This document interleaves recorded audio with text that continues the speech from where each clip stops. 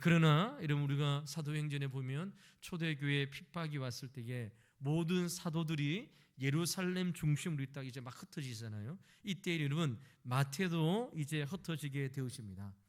이런 다른 사도들과 마찬가지로 마태도 흩어진 다음에 유대인들의 공격과 박해를 이제 받게 되어집니다. 결국 그의 발걸음도 이런 유대인 중심이었다가 이제 이방인을 중심으로 복음을 전하는 일도 이제 달려가게 되어지는데요. 마태는 학식이 있는 사람이었고 또 주님을 따르기 이전에 세리였기 때문에 그의 학식과 경험을 가지고 여러 왕들과 고위 관리들에게 복음을 전했다는 그러한 전승들이 많이 전해져 내려오고 있습니다.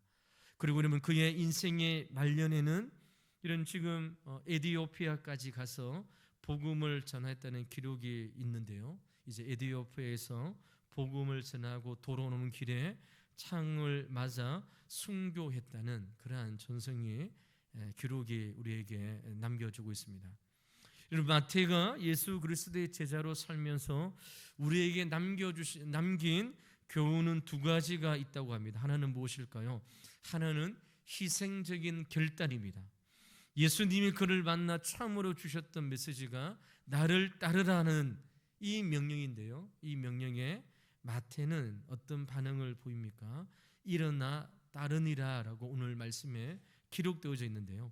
누가복음 5장 27절에서 28절의 말씀에 보면 이 이야기를 이렇게 누가는 기록하고 있습니다. 그 위에 예수께서 나가사 레이라는 하는 세리가 세간에 앉아 있는 것을 보시고 나를 따르라 하시니 그가 모든 것을 버리고 일어나 따르니라 라고 기록하고 있습니다. 모든 것을 버리고 예수님을 따랐다는 것이죠. 이것은 너무나도 중요합니다. 지금까지 세리로서 마태가 모든 사람들의 경멸을 받으면서도 결국 놓칠 수 없었던 것이 무엇입니까? 돈이었습니다. 계속해서 집착하고 꿈꾸었던 것. 그래서 동족 유대인들로부터 멸시와 천대를 받고 손가락질 당하는 세리의 일을 함에도 불구하고 그가 놓지 않았던 것은 돈인 것이죠. 그런데 이 돈을 예수님께서 나를 따르라는 이 명령의 말씀을 듣고 자신의 생명과 같이 여겼던 돈을 버리고 예수님을 따랐다라고 우리에게 기록하고 있는 것이죠. 여러분 이것은 결코 쉬운 일이 아닙니다. 하지만 주님이 얼마나 존귀한 분이신지를 깨달은 마태는 이제 돈을 위해서 사는 인생이 아니라 주님을 위해서, 예수님을 위해서, 복음을 위해서 사는 인생으로 자기의 자신을 바꾸고 변화시켜 주신 예수 그리스도의 제자로 삶을 살게 되어지는 것이죠. 이는 마태는 예수님께서 나를 따르라는 그 명령의 말씀을 따로 그의 옛 사람, 옛 직업, 그가 인생에서 가장 중요하게 여겼던 돈마저도 내려놓고 주님을 따르는 결단을 우리에게 보여주고 있습니다. 두 번째로 마태의 이 삶을 통해서 우리에게 주어지는 두 번째 교훈은 그의 전인적인 변화에 대한 이야기입니다. 마태는 완전히 변화되었습니다. 과거에 했던 일을 안 하게 되었다는 정도가 아닙니다. 예를 들어서 이런 도둑이 도둑질을 그만두었다는 것은 아직 불완전한 변화입니다. 도둑질을 그만두었다는 것은 언제나 다시 도둑질을 시작할지 모른다는 것이죠. 그저 도둑질을 잠시 중단하고 있을 따름입니다. 그것은 여러분 완전한 변화가 아닙니다. 하지만 도둑질을 하던 그 손을 다른 사람을 섬기고 구제하는 데 시작했다면 더 이상 도둑이 아니라 완전한 변화가 일어난 것이죠. 우리는 그것을 가리켜서 전인격적인 변화라고 하는 것입니다. 그래서 여러분 에베소서에서도 도둑질을 하는 사람에게 도둑질을 하지 말라고 거치는 것이 아니라 그 손을 통해서 구제에 힘써라고 말씀을 명령하고 있는 것이죠. 마태가 그의 손으로 복음을 기록하는 펜을 들고 하나님 앞에서 쓰임 받는 장면을 한번 우리가 생각해 볼 필요가 있는 것이죠. 그의 전 삶이 변화되었습니다. 그의 전 인격적인 변화가 마태의 삶 가운데에 이루어졌다는 것이죠. 경멸받던 사람이 존경을 받는 사람으로 하나님 앞에 쓰임을 받는 마태의 모습을 우리에게 보여주고 있습니다. 여러분, 우리가 예수님을 따르고 예수님을 믿는다는 것은 일시적인 변화를 이야기하지 않습니다. 예수님께서 나의 구세주가 되어지고 내 인생의 주인이 되어졌다고 고백하는 것은 내 삶의 전인격적인 변화를 우리에게 주님께서 요구하고 계시는 것이죠. 우리의 생각과 우리의 삶의 목적과 우리 모든 삶의 부분이 주님을 위하여 살아가는 삶의 중심이 되어지는 삶을 가리켜서 우리는 전인격적인 변화라고 이야기를 하게 되어집니다. 이런 우리가 신앙생활하고 복음의 말씀을 우리가 듣고 신앙생활할 때에 우리가 한국교회 성도님들이 좀 약한 부분이 무엇이냐? 예수님께서 내 죄를 위하여 십자가에 못 박혀 죽고 나의 구원자가 되었다는, 그분이 나의 죄를 용서하여 주시고 구원자가 되었던 구원의 하나님에 대한 믿음의 고백은 확실합니다. 우리 한국교회 성도님들은 이것에 대해서는 확실한 어떤 믿음들을 가지고 있습니다. 그런데 여러분, 예수님을 믿는다는 것은 이 부분뿐만 아니라 전인격적인 변화가 함께 따라야 됩니다. 그것이 무엇입니까? 예수님이 내 인생의 주인이 되어지는 것입니다. 그러니까 여러분, 우리가 학생들 같으면 어떻습니까? 내가 공부하고 열심히 무엇을 위해서 비전을 꿈고 세우고 달려가는 삶의 목적이 무엇이냐? 이 세상에서 다른 사람들과 비교하여 잘 먹고 잘 살기 위해서. 그래서 여러분, 좋은 대학에 가는 것도 돈을 많이 벌어서 평안한 생활, 노후가 보장되어지는 직업을 얻기 위해서 공부한다, 이런 차원에서의 그러한 변화가 아닙니다. 이것은 여러분 누구나도 할 수 있는 목적에 대한 그 삶인 것이죠. 그런데 여러분, 예수님을 믿는 변화는 내가 공부하고 이런 밤낮 쉬지 않고 최선을 다하여 공부하는 것은 하나님의 영광을 위하여, 주님을 위하여, 또 주님께서 저를 자기 자신을 사용하여 하나님의 나라의 일꾼으로 사용하는 것을 위하여 밤새워서 최선을 다하여 공부하고 열심히 또 노력하는 것이죠. 이러한 변화를 우리는 전인격적인 변화라고 이야기합니다. 이런 작년부도 마찬가지인 것 같습니다. 밤낮 쉬지 않고, 여러분 다른 사람이 잠자는 시간에 잠자지 않고 이른 새벽 출근하여서 돈을 벌고 직장 생활합니다. 늦은 시간까지 또 직장에서 일을 합니다.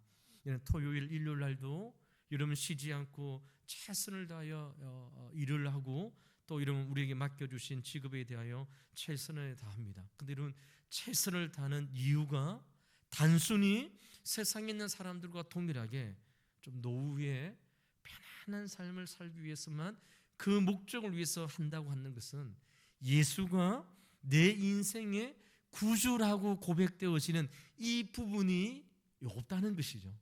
예수님이 내 죄를 위하여 죽으셨다는 구원자라는 고백은 있지만, 그러나 예수님을 위해서 살아가고 예수님을 위해서 헌신하고 예수님을 위해서 밤낮 쉬지 않고 살아가는 삶의 목적이 복음과 그리스도를 위하여 살아가는 삶일 때에 우리는 그 삶을 가리켜서 전인격적인 변화라고 이야기를 하는 것입니다.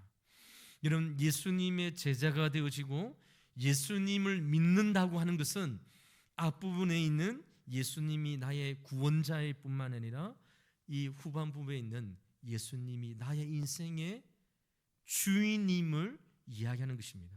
그래서 제가 우리 주일날 우리 헌금을 위해서 기도할 때마다 물질을 드리는 우리 성도님들을 기도하지만, 우리의 시간의 주인도 예수님이시고 우리의 건강의 주인도 예수님이시고 우리의 고민, 우리가 생각하는 그 모든 것도 주인도 예수님이시고, 우리의 취미 생활, 우리가 막 운동을 하는 그 모든 삶의 영역도 예수가 우리의 삶의 주인이 될 때에 우리는 그 삶을 가리켜서 전인격적인 변화이고, 그 사람을 가리켜서 회심한 자이고, 그 사람을 가리켜서 진실로 성경이 말하는 예수님을 구주로 믿는 성도의 삶이라고 이야기하는 것이죠.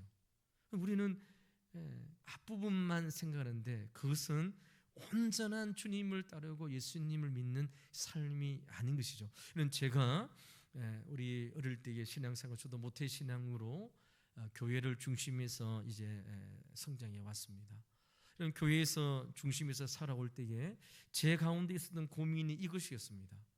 예수님의 내 죄를 위하여 십자가에 못 박혀 죽으셨다는 예수님이 나의 인생의 구주이심을 한 번도 의심한 적은 없어요. 근데 여러분, 내 삶의 영역에서 예수님을 위하여 살아가는 삶의 주인으로서의 주님에 대한 영역이 너무 약한 것이죠. 그래서 여러분, 교회에 나올 때는 경건한 모습으로 예배를 드리는데 삶의 영역에 가서는 예수님이 내 인생의 주인이 아닌 것이죠. 시간의 주인이 예수님이고, 내 인생의 주인이 예수님이고, 내가 가지고 있는 꿈과 비전, 내가 살아가는 매일의 순간의 삶의 목적이 예수님이 나의 인생의 주인이 되어야 되는데, 이 부분이 잘 정립이 안 되어지니까 늘 공허한 거예요. 예수님을 믿고 하나님 앞에 나와서 예배드리고 신앙생활할 때는 너무 성령으로 충만해요. 근데 여러분, 삶의 영역, 학교와 친구들 모임, 또 이렇게 갔을 때는 예수님과 다른 그런 삶을 보면서 예수님을 믿는 그는 이런 건가?